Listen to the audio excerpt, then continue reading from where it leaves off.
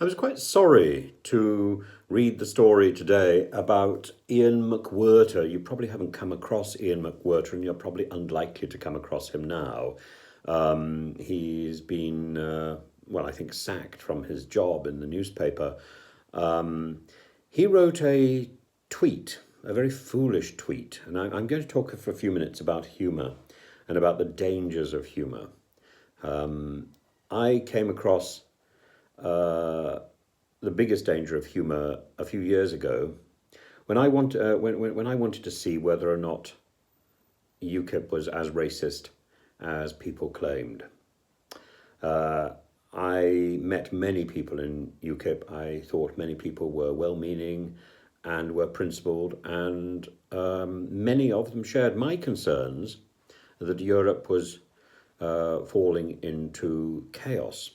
I didn't share their preferred solution, which was that the UK should leave Europe. I thought the UK should lead the reparation.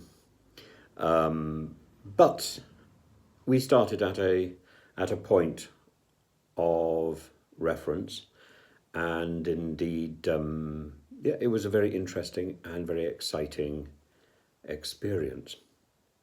However, it all stopped for me when I discovered a serious instance of racism, which Nigel Farage dismissed as just a joke.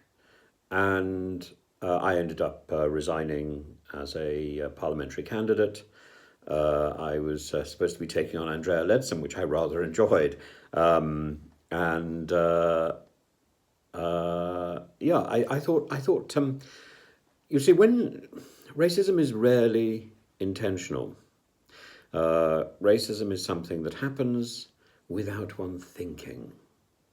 And that's how it is so pernicious, and that's how it is so wrong. And so humour can often reveal deep prejudice and deep problems. And one has to be very careful, I think. And Mr. macwhirter has, like David Coburn, who was the MEP for Scotland, the UKIP MEP for Scotland. If you don't know the story, Coburn was asked, did an interview on the radio, and he was supposed to be doing a programme with Humza Yousaf, who is now a senior member of the Scottish Parliament. And Humza Yousaf was late, and David Coburn was asked by the interviewer, do you know where Mr. Yousaf is? And Coburn says, Humza Yousaf, or as I'd like to call him, Abu Hamza. And I simply thought that making a joke about somebody's name simply because it's not immediately familiar to him was fundamentally racist and wrong. And Mr. Farage didn't agree with me. So that led to what I think Channel 4 has called the spat that I had with Farage. And I still think this is something that should be addressed. macwhirter, I think, has gone one stage further than David Coburn. macwhirter has really crossed the line. And he has described Liz Truss's cabinet as the coconut cabinet. And it is simply intolerable. He's then gone on to say that many of the top members of the cabinet were, in fact, educated in private schools. And he says, the fact is that nowadays the real lack of diversity in Parliament is class-based. But it's the wrong way to draw attention. He's since removed his tweet. He's called it a cack-handed attempt at humour. But he's already done the damage because he wasn't thinking, because he allowed his prejudice and his insensitivity to get the better of him, and because he thought he was being funny. And he said, after I posted it, I realised this joke might give offence, and I deleted it.